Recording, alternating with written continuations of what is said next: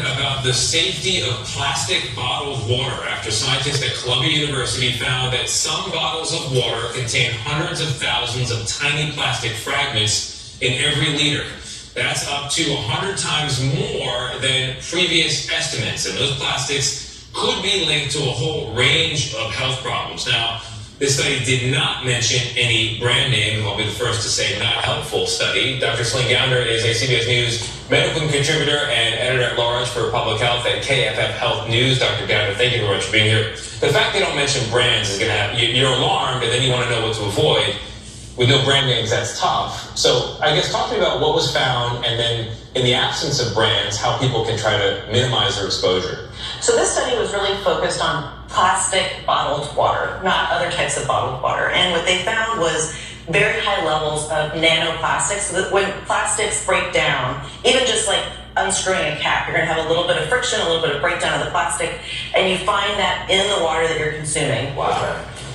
What kind of health effects can that have? Well, the issue is that with these tiny fragments of plastic, we don't know if the plastic itself can cause health effects, but they are bonded to or combined with other chemicals like phthalates, for example, which are what make plastic more flexible. Mm-hmm. So when you get these tiny pieces of plastic, you're also getting exposed to these other chemicals.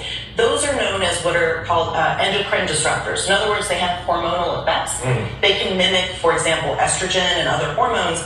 And those hormones or higher exposures to those kinds of hormones can be associated with anything from diabetes to neurocognitive effects in little kids to cancer. And so that is why we have some real concerns about these exposures. Yeah, I heard about this as I was watching Nora last night as I'm chugging on a bottle of water. So Miss Lee holds up the bottle of water and say, I don't see anything in there. You're saying it's so small that we can't see it. It doesn't matter the brand. So what are we supposed to do with this information? Because you hear it and it's very frightening. Like, should I just... Yeah, we are nano and micro. Yeah.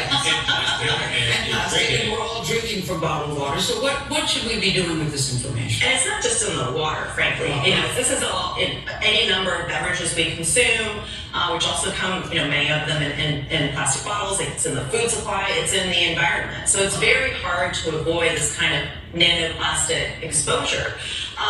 Some of the basic things you can do would be to try to avoid plastic packaging. That will help reduce some of the risk. Don't microwave your food in plastics. Do that all the time. Yeah, and then try to use containers like glass or stainless steel. At least that'll help reduce your exposure a little. But are you saying it's not safe to drink bottled water? That's what I'm trying to figure out. Yeah, bottom line. Yeah, Should we bottom line, yeah. Aluminum cans, glass bottled water? Glass bottled water, we're talking, that's what you do, Tony, is definitely an option.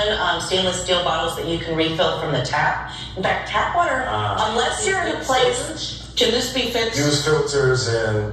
filters can actually introduce more plastic. Oh my goodness. Use plastic pellets for breakfast. Train your body. Get your body ready to handle it. Are you saying people should stop drinking bottled water? That's what I'm trying to get to here. What I would say is if you're going to drink bottled water, don't do it from a plastic bottle. Do it from glass or stainless steel. From the tap is generally going to be safe unless you have an area where there's lead pipes or something like that.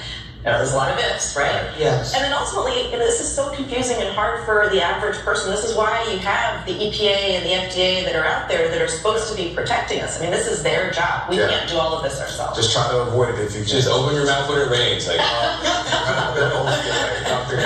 you so much.